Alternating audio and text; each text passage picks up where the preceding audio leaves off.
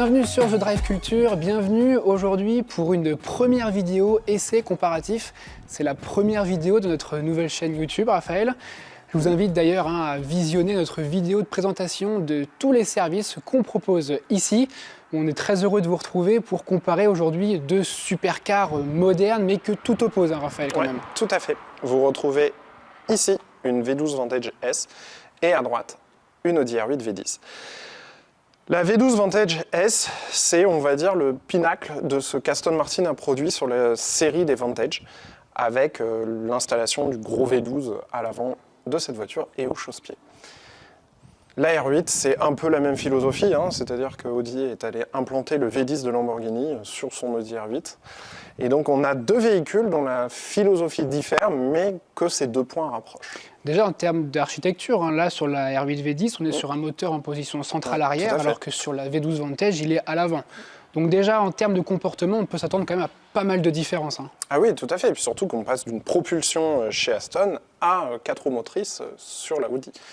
Donc deux voitures complètement différentes, avec une approche certainement plus luxe et plus GT sur l'Aston Martin, et une approche beaucoup plus sportive et radicale. Deux clientèles assez différentes pour ce type de véhicule. Tout à fait. Mais justement, l'idée un peu, c'est de comparer ces modèles, même si tous les opposent, et pour savoir pourquoi s'orienter plus sur la R8 V10 ou alors pourquoi choisir la V12 Vantage S. Mais ce que je te propose, Raphaël, c'est qu'on parte rouler avec ces deux voitures pour les comparer en termes de comportement, et je te propose qu'on commence par l'Audi R8. Allons-y. Allez, c'est parti.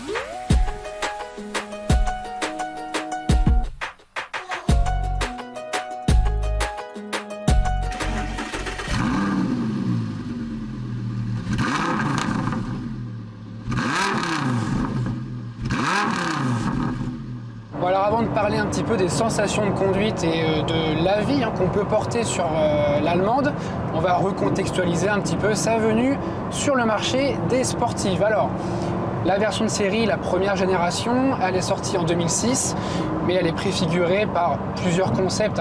Le premier, c'est le concept Avus, ça c'est plus pour le style. C'était début des années 1990, à cette époque. Qu'on a fait rêver plus d'un. Tout à fait. C'est vrai que c'était un beau concept, assez futuriste quand même, surtout dans ces années-là. Mais ça préfigurait vraiment les lignes des futurs Audi, Audi TT, Audi R8 notamment. Et pour revenir à la R8, le vrai concept R8 qui annonçait le lancement de cette sportive, c'est 2003 avec le concept Le Mans Quattro. Ouais. Alors à cette époque, Audi écrase littéralement la concurrence en endurance. Et du coup, les petits magiciens allemands, ils se disent qu'ils vont sortir une petite sportive plutôt sympa. Et c'est ainsi que naît l'Audi R8. Alors d'abord, elle naît avec un V8. Et 2-3 ans plus tard, qu'elle arrive avec ce fameux V10, V10 5 litres 2, qui est repris à la Lamborghini Gallardo.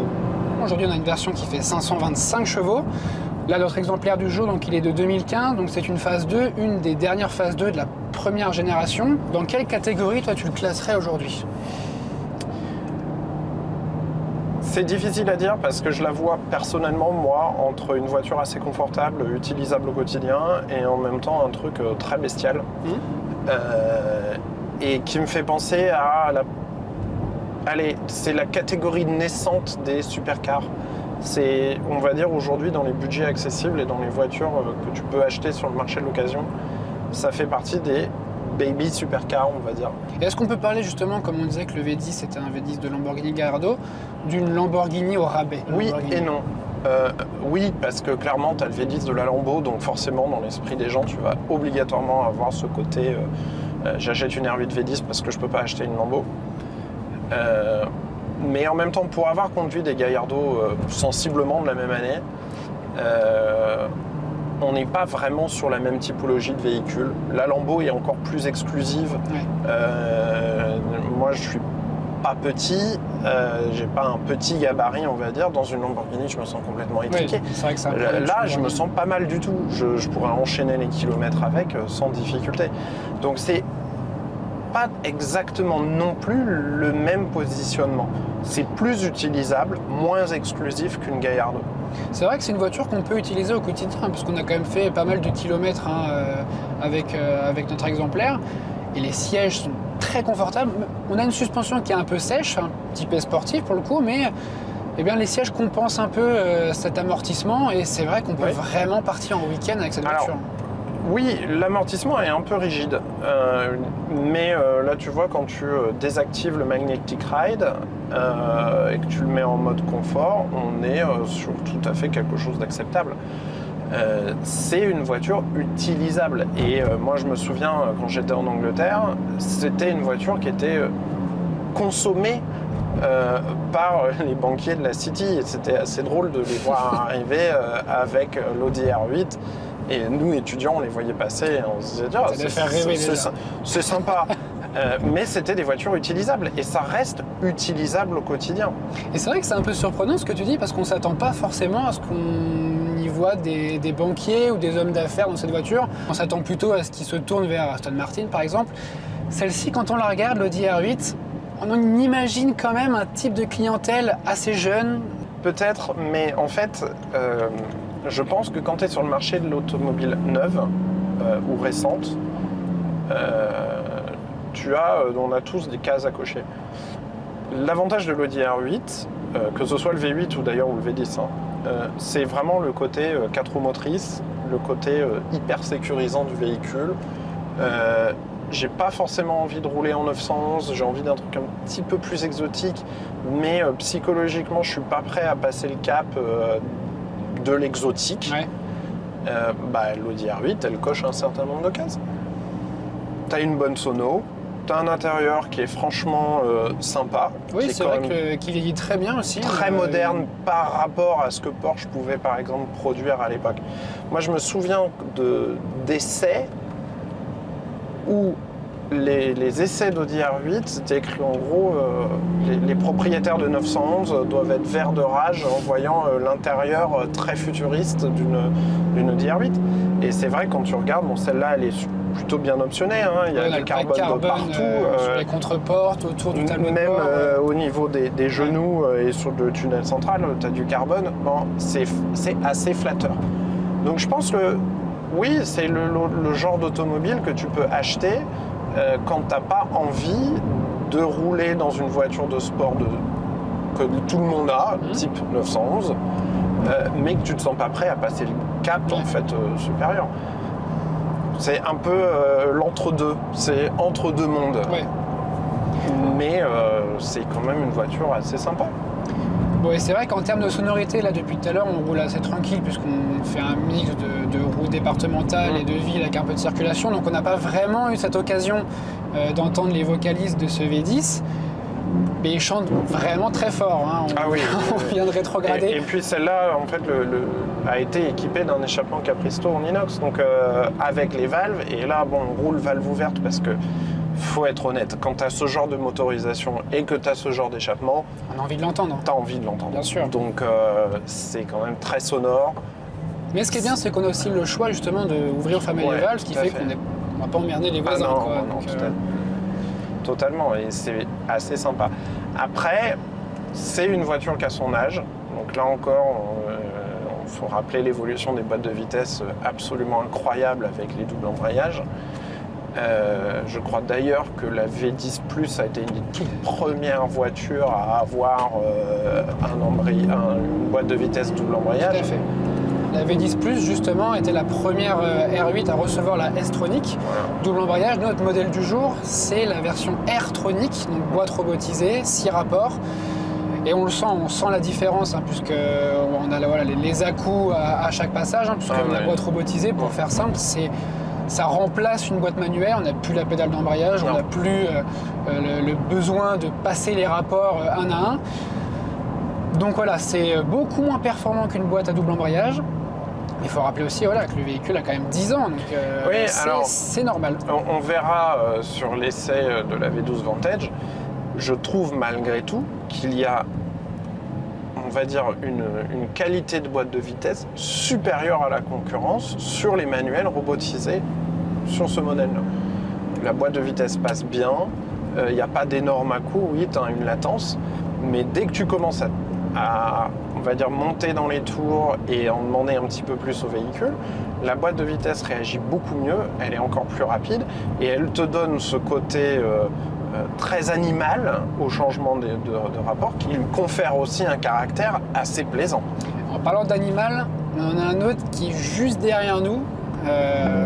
Non, regarde pas anti-rétro, c'est rien, je te parlais du moteur. Et quand on monte dans les tours, là c'est quand même autre chose. Hein. Il est assez rauque à bas régime. C'est ça qui est bien aussi avec ce moteur, c'est qu'on a deux versions. Une version assez caverneuse, un ralenti 2000-3000 tours minute qui est assez rauque. Et puis après, il monte un petit peu dans les aigus. Bon, ça, c'est forcément amplifié hein, par la ligne Capristo. Mais c'est hyper c'est aussi le plaisir du V10 en fait. C'est que tu as une motorisation qui couvre une palette sonore qui est beaucoup plus importante que celle d'un V8 ou même que le V12.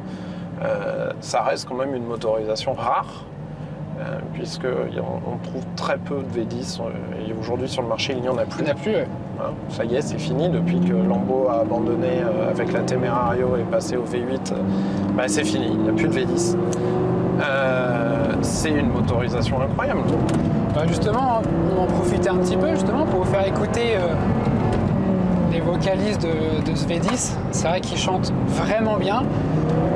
C'est un son encore différent forcément d'un V8, mais aussi d'un V12, parce qu'il y a quand même une certaine comparaison entre V10 et V12 qui ont des sonorités différentes selon les constructeurs, mais ce V10 est parfois plus chantant que certains V12 de la production automobile. Ouais. On va l'entendre, mais... Et là, pour le coup, quand on monte dans les tours et qu'on passe les rapports, on sent bien ce petit coup de pied aux fesses. Derrière la tête qui te dit... Reste éveillé, garçon, me lâche pas. Et c'est vrai que c'est un pur bonheur. Et ce qui est bien, c'est qu'il n'y a pas besoin d'atteindre des vitesses folles pour prendre du plaisir. Là, on est resté aux limitations de vitesse, à 90 km/h. Et pourtant, on a les frissons, les poils qui s'hérissent. Il n'y a pas besoin de monter. Et c'est un peu ce que je regrette personnellement aujourd'hui dans les voitures de sport. C'est qu'elles sont tellement aseptisées qu'il faut monter rapidement. Il faut prendre beaucoup de vitesse pour prendre du plaisir. Et aujourd'hui, c'est déjà strictement interdit, à moins d'aller sur circuit. Mais tout le monde ne peut pas se permettre d'aller sur circuit. Non. Et l'idée de l'automobile, c'est vraiment de prendre du plaisir en toute sécurité et sans se faire peur. Et ce qui est le cas avec l'Audi R8. On rappelle, le système de transmission Quattro garantit une liaison au sol permanente. Constante. Et pour le coup, c'est vrai qu'on a 525 chevaux ici. Jamais elle ne se met en défaut. Jamais le voyant ESP se met à clignoter sur le tableau de bord. Ça montre que on a la puissance suffisante pour garantir la sécurité, mais aussi la performance. Oui, parce qu'elles sont sur une voiture quand même qui est ultra performante, qui s'arrache vraiment du bitume au démarrage. Elle expédie le 0 à 100 dans les 3 secondes. Donc pour une voiture de 2015, c'est quand même plutôt pas mal. C'était assez rare à cette époque-là de voir des véhicules qui expédiaient le 0 à 100 en moins de 4 secondes.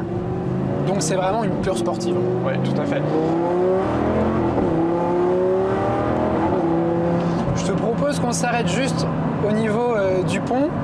Il n'y a personne derrière nous, donc on va en profiter. Et on va ouvrir les fenêtres. Et on va mettre un peu de musique. Pas n'importe laquelle.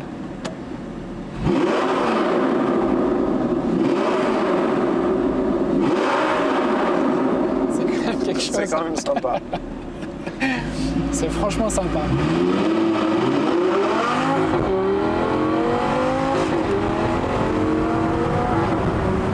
Et pour le coup, on n'a pas de fonction launch control comme on peut avoir aujourd'hui, mais on vient de mettre pied plancher à l'arrêt. Mais ça bouge pas. Et encore une fois, le système Quattro, il fait le taf en fait. Elle est vraiment sur un rail. Et pour le coup, le terme rail est vraiment approprié parce qu'elle enchaîne aussi les virages sans broncher. Alors, on a quand même un petit côté sous-vireur pour le coup. Ouais. Ça, c'est l'effet forcément 4 roues motrices. Et le poids aussi, parce qu'on est quand même sur un véhicule qui fait un peu plus d'1,5 tonne, voire 1,6 tonne. Donc... Après, si on remet dans le contexte, elle était quand même en concurrence directe avec la 911 Turbo. Ouais. Et on est vraiment sur un produit très différent de la 911 Turbo. C'est une voiture abordable, aussi bien d'un point de vue budgétaire en fait que d'un point de vue technique de conduite. Et là, on va passer vraiment sur quelque chose de différent, moins abordable, moins touchable, parce que plus technique à la conduite, parce que certainement plus pointu. Et on va se retrouver dans la V12 Vantage S.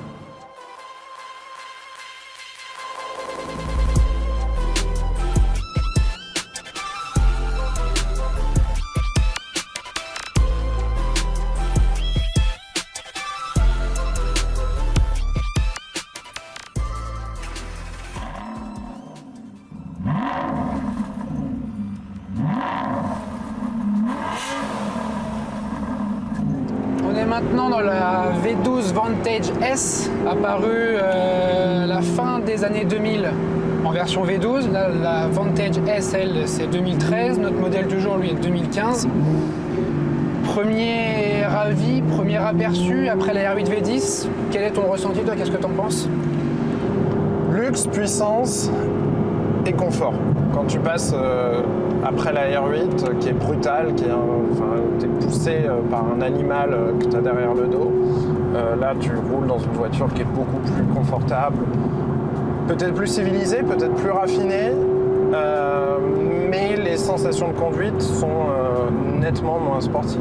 C'est vrai que c'est deux voitures totalement différentes, hein. C'est vrai que sur le papier, quand on imagine que voilà, on a un V12 sous le capot, on se dit forcément elle est plus puissante que la R8. Alors elle est plus puissante, oui c'est vrai, hein, parce que celle-ci elle fait 573 chevaux, la R8 qu'on avait tout à l'heure avec son V10, elle en fait 525.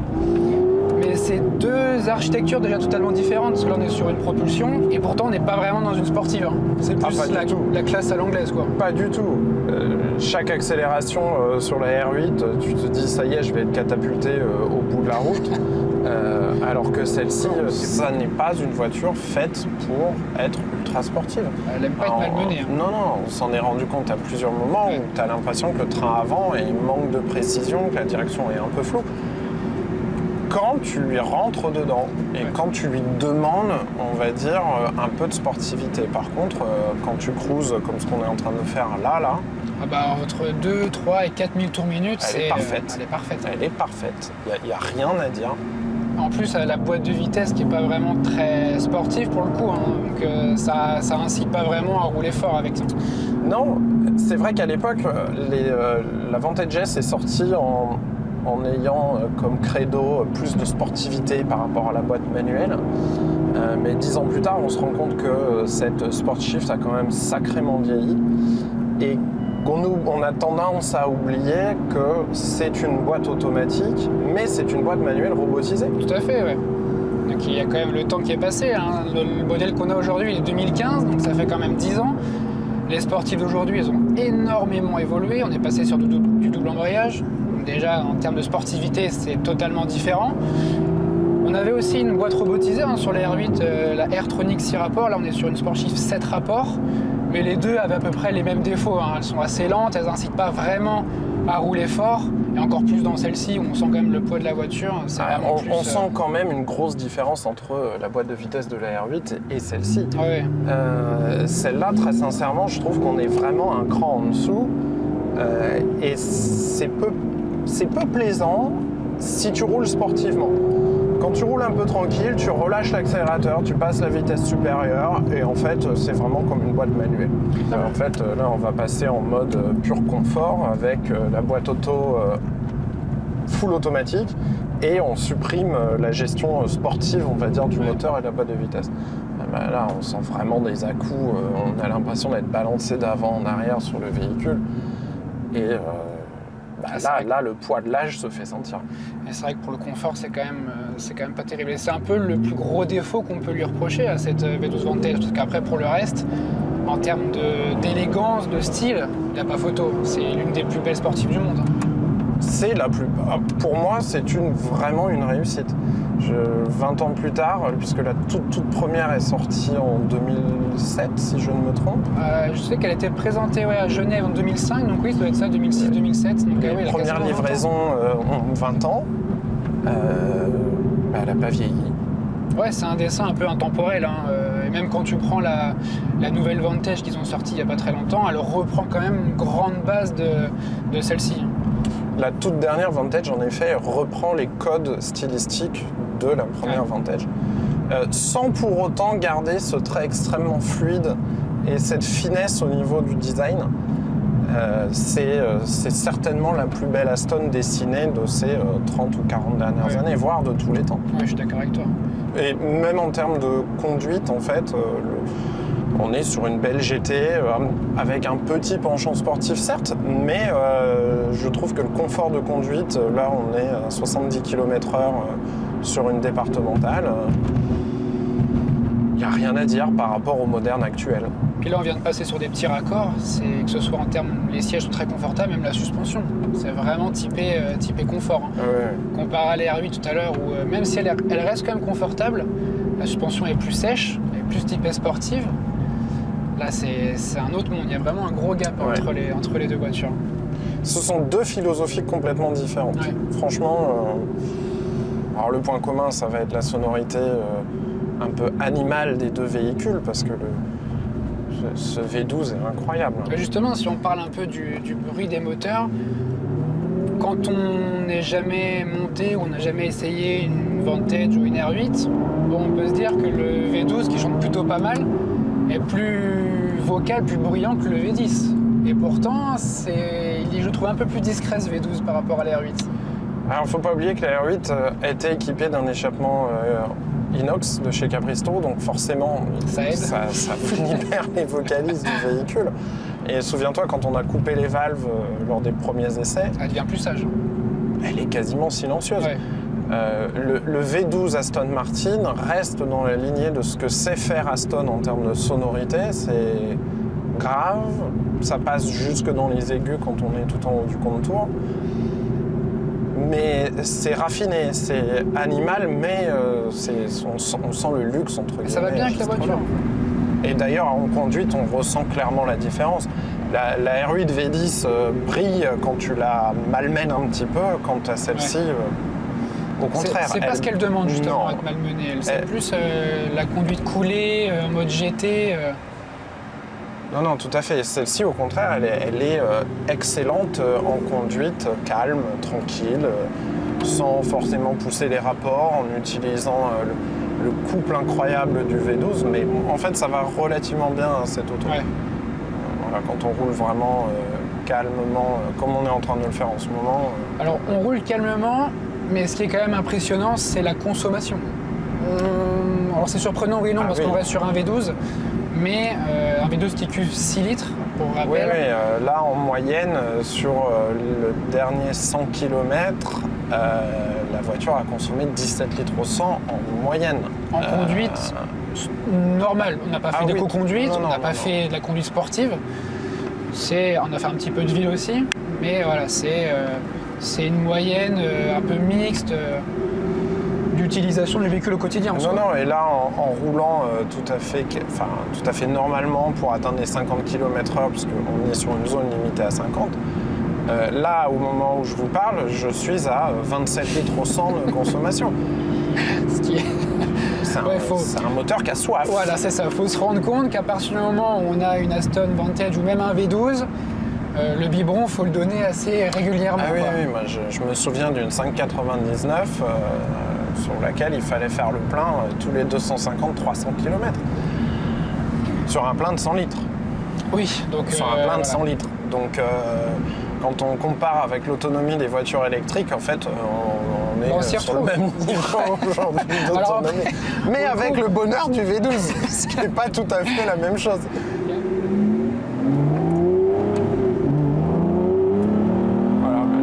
Déclenche. Et puis on a aussi un peu cet effet paquebot, évidemment en conséquence du poids, où à chaque accélération, le train avant il se déleste un petit peu, ce qui fait que on a une direction un peu floue forcément. Ce qu'on n'avait pas du tout sur la R8. En tout cas, elle reste quand même assez prévenante, parce que même si on sent qu'elle chasse un petit peu de l'arrière, elle n'est pas dangereuse pour autant. Non, du tout. J'ai le sentiment que les voitures de cette génération ont suffisamment d'aide pour prévenir le risque, mais c'est pas ultra intrusif. C'est-à-dire que c'est pas comme sur certaines ultra modernes italiennes que je ne citerai pas, où en effet, dès que le SP se met en route, en fait, t'as le moteur carrément qui se switch, qui se coupe. Oui, on le sent vraiment. Tu sens vraiment l'intervention. Oui, et puis c'est très surprenant. Et quand t'es pas habitué, c'est facile de vouloir donner un coup de volant dans l'autre sens, alors qu'il faut surtout pas. Et puis là, l'utilisation circuit, peut-être sur un grand circuit du type du Bugatti, où tu as une bonne ligne droite qui te permet de profiter de la puissance, mais un circuit très technique, j'ai envie de dire un peu comme l'Oeac, on sent vraiment les transferts de poids. Mais c'est ce qui est aussi le côté plaisant. c'est vraiment une voiture vivante. C'est un peu old school. Ouais. Mais c'est un peu ce que les purs passionnés de sportives recherchent de plus en plus. On est sur des sportives modernes très aseptisées, très faciles à prendre en main. Alors je dis pas qu'elle n'est pas facile à prendre en main, hein. On conduit tranquille, n'importe qui peut conduire la V12 Vantage, qui est peut-être pas forcément le cas sur l'Audi R8, qui est vraiment brutal pour le coup et qui peut faire peur au premier abord. Alors, je pense qu'elle peut faire peur. Alors, celle qu'on a essayée en particulier parce qu'elle est très sonore. Donc, son échappement, elle a un échappement Capristo qui est très libérateur. Je pense que son côté sonore peut faire peur. Ouais. La boîte de vitesse, quand on est en mode sport, est brutale. Par contre, je trouve que la conduite est beaucoup plus prévenante avec les 4 roues motrices qu'elle ne l'est ici. Je serais beaucoup plus rassuré de laisser un novice conduire la R8 V10 que celle-ci. Oui.